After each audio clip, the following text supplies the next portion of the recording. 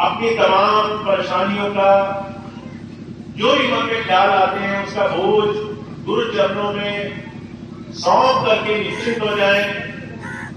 बुजुर्ग कहा करते थे, जब तक कोई गुरु चरणों में जुड़ करके निर्भय नहीं हो जाता, निडर नहीं हो जाता, दुनिया की तमाम चीजों की चिंता उसके मन से नहीं निकल जाती, तब तक उसके अंदर गुरु नाम, गुरु के चरणों का प्रभाव हम महसूस नहीं कर सकते।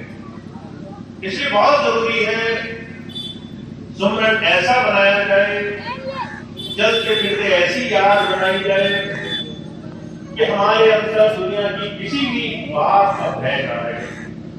चाहे दुनियादार कितनी भी बातें लेके आए, तुमने ये नहीं किया, तुमने वो नहीं किया, वो तमाम है हमारे अंदर से निकल जाए। अभी एक छोटी सी घटना मैं आपको सुनाता हूं। आपको मालूम है 15 अप्रैल को पहली बार 10 साल के बाद मुझे आपके बीच में आना हुआ।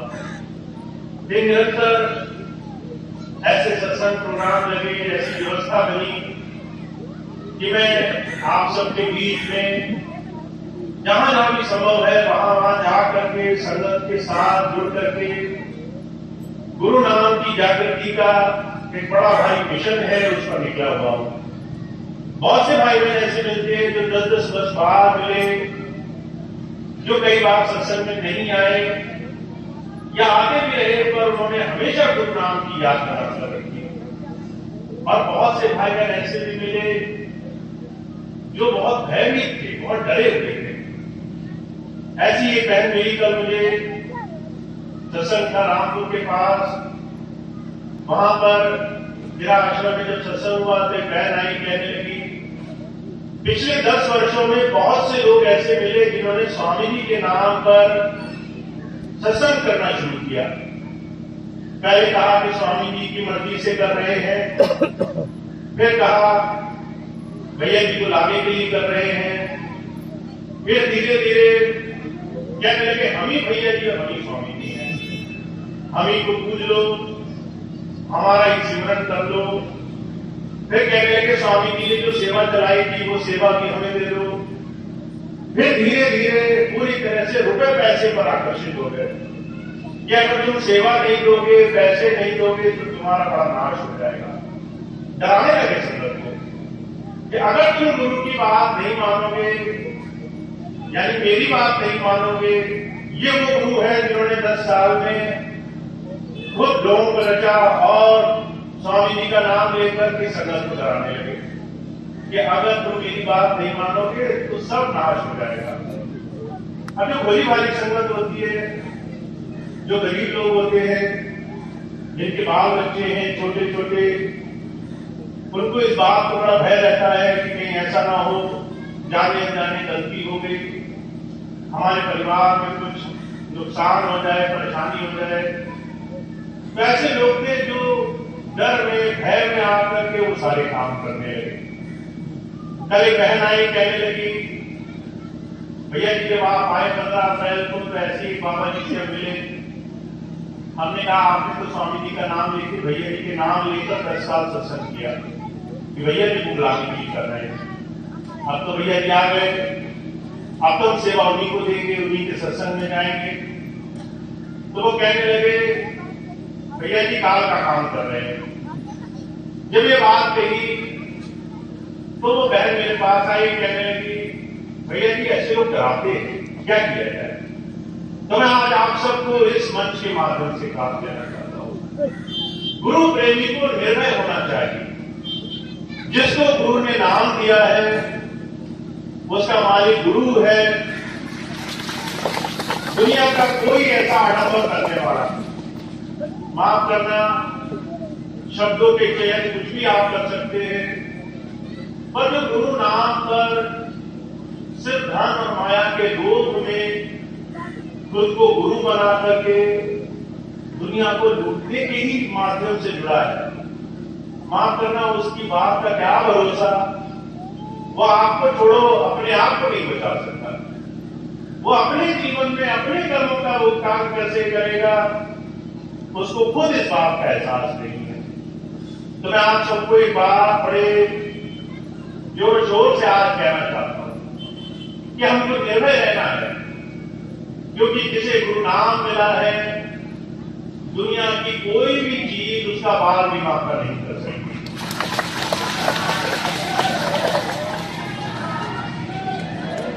आप सब लोग गुरु नाम से जुड़े हो, गुरु के चरणों से जुड़े हो, ऐसी किसी भी बात में भय के कारण, डर के कारण अपना धर्म, अपनी प्रभु भक्ति का रास्ता नहीं होना है।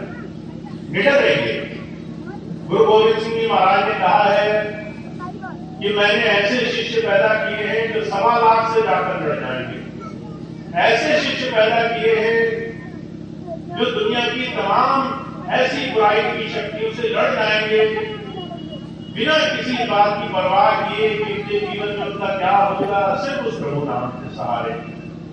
तो हमें इस बात का भरोसा रखना है।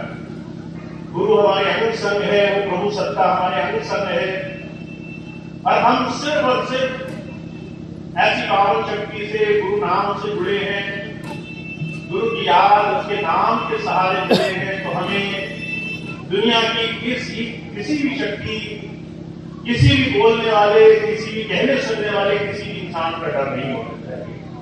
तो आप सबको निर्भय रहना है, गुरु के नाम के सिमरण के सहारे जीवन जीना है।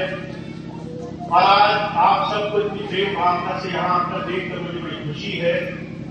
ये इस बात का सबूत है, प्रमाण है कि आपके अंदर गुरु नाम इतनी गहराई तक छुपा हुआ है कि दुनिया का कोई भी समय, कोई भी शक्ति, किसी भी प्रकार की विपत्ति या विडंबना आपके अंदर से वो विश्वास हटा नहीं सकती, उससे आपको दूर नहीं कर सकती। ऐसी बड़ी भारी विश्वास की शक्ति की आप मालिक है। तो गुरु का प्रेम आपको मिला हुआ है, इसके सहारे खूब अडिग रहना है, दृढ़ रहना है, गुरु नाम के सहारे रहना है। और आज मैं आपके विश्वास से बात कहना चाहता हूं, आप सभी जितने भी भाई बहन यहां मौजूद हैं और उनका एक नाव में पैर है, 2 नाव की सवारी नहीं कर रहे हैं, उनका कोई भी बाल बांका नहीं कर सकेगा।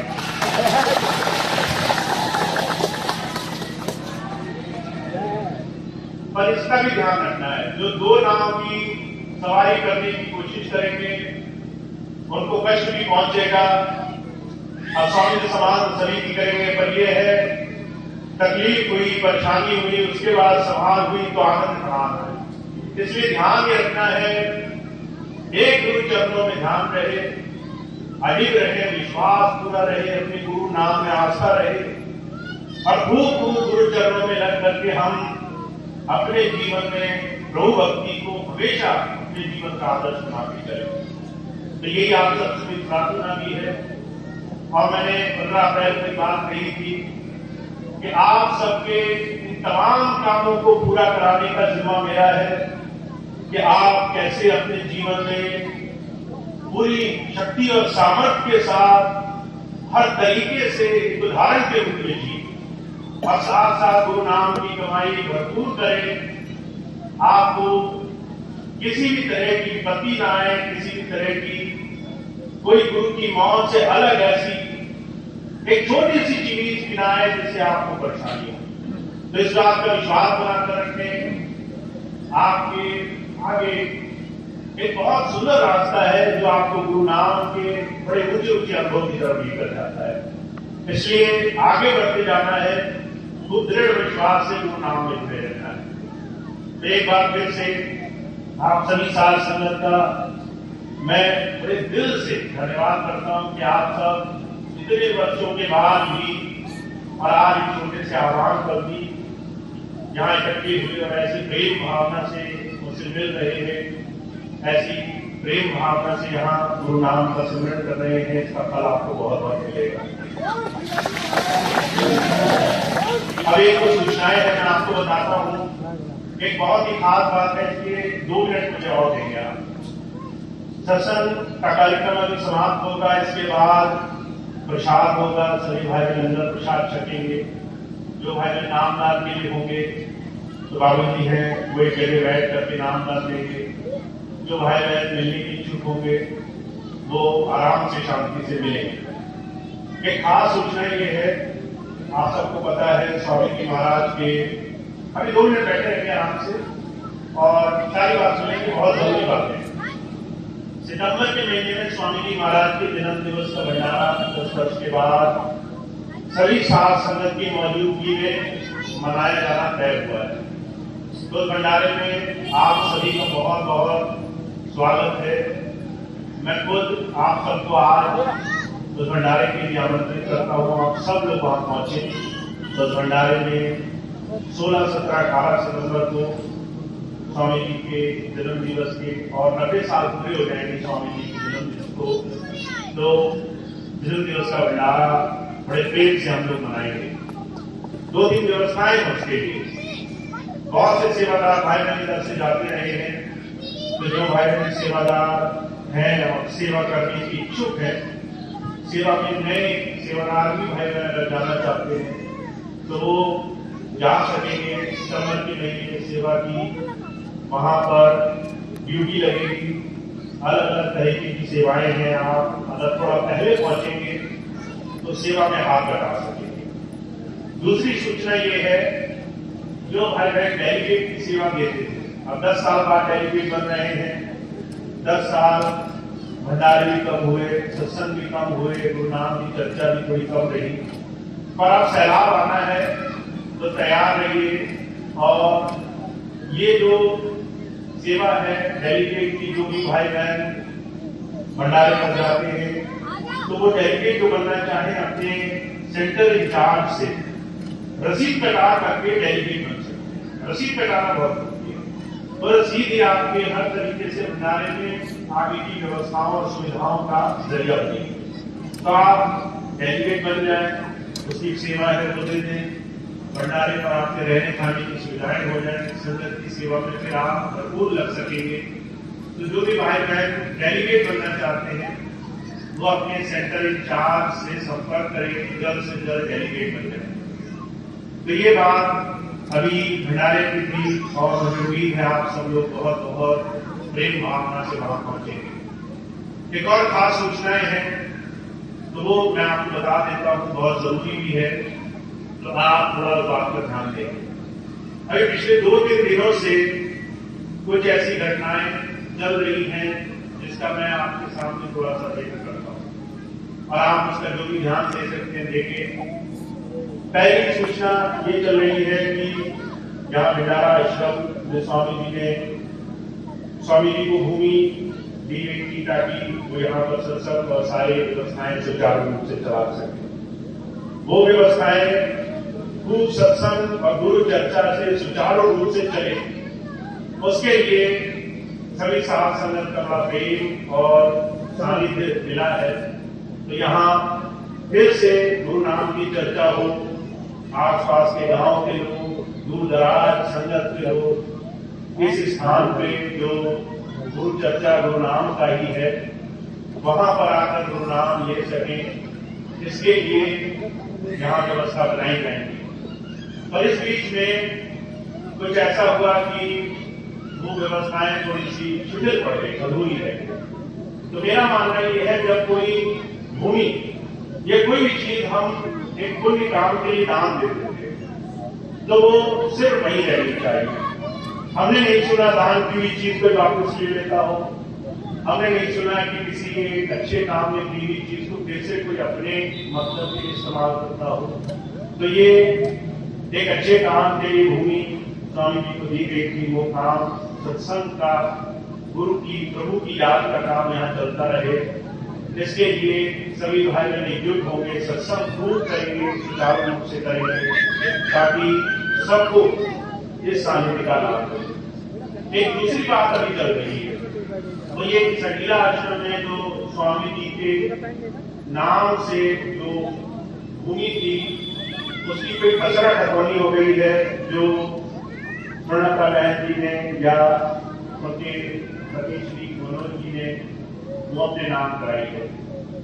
उस भूमि पर किसका अधिकार होना चाहिए, इस पर बहुत सारे सवाल और लगभग 2 से बड़े फोन मेरे पास आ रहे हैं। लोग मुझसे जानना चाह रहे हैं कि आप क्या चाहते हैं और आपका मंशा क्या है, आप क्या चाहते हैं।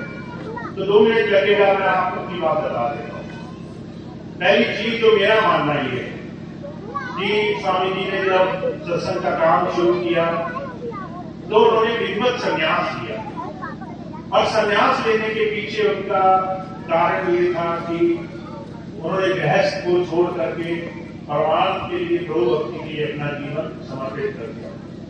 स्वामी जी 110 रुपये लेकर आए संगीना में, और उसके बाद जो कुछ भी काम किया वो संगत के लिए, सेवा के लिए और गुरु नाम को बढ़ाने के लिए किया। उसके बाद बहुत सारे आश्रम बन गए, हर जगह विदेशों तक आश्रम बन गए। पर स्वामी जी का हमेशा ये कहना रहा कि ये सारी जो भी संन्यास के लेने के बाद की ये सारा जीवन, सारी व्यवस्था है, ये सारा संगत के लिए, यह आश्रम के लिए। तो मेरा मानना ये है कि स्वामी जी क्या आश्रम संगीला या यहाँ कहीं वो सिर्फ गुरु और प्रभु नाम के लिए समर्पित उस संस्थान के जरिए साध संगत की सेवा का एक साधन है जो दूर दूर से आई हुई साध संगत की सेवा के लिए बनाई गई है। और मेरा मानना यह है कि ये हमेशा हमेशा उसी काम में इस्तेमाल की जानी चाहिए। तो इसलिए आपने देखा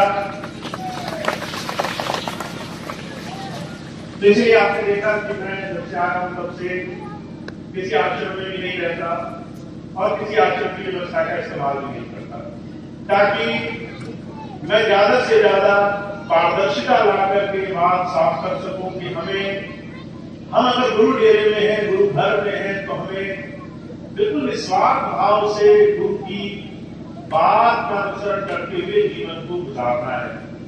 और जो हमने दान दे दिया, जो गुरु की आज्ञा में दे दिया, वो परमार्थ का है, वो सिर्फ और सिर्फ दूसरों की सेवा के लिए।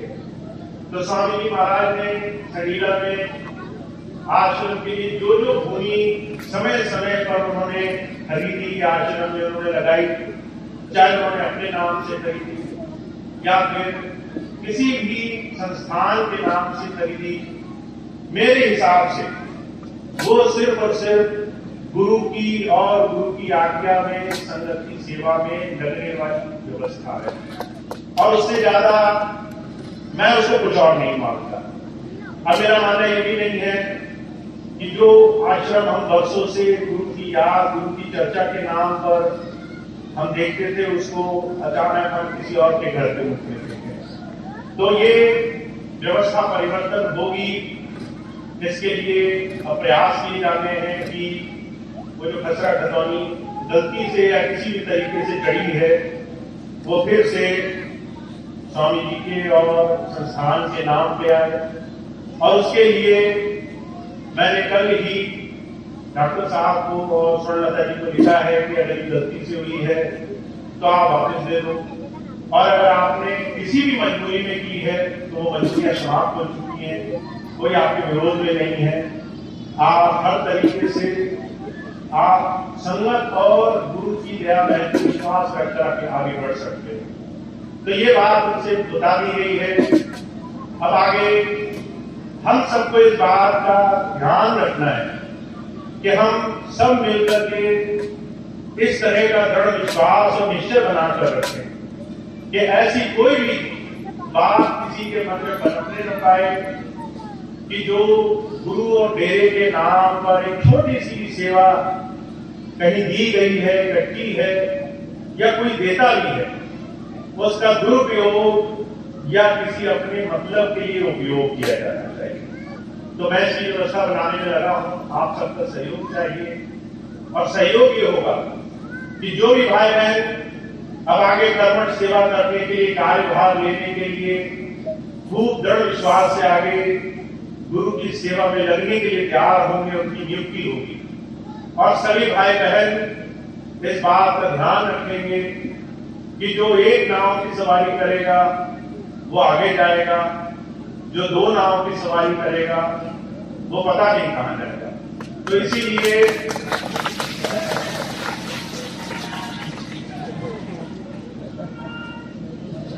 इसीलिए अभी अगर कुछ विवाद चल रहा है, कोई बात चल रही है, तो बड़े और प्रेम और शांति से एकजुट होकर रहना है, किसी बात विवाद में नहीं पड़ना है।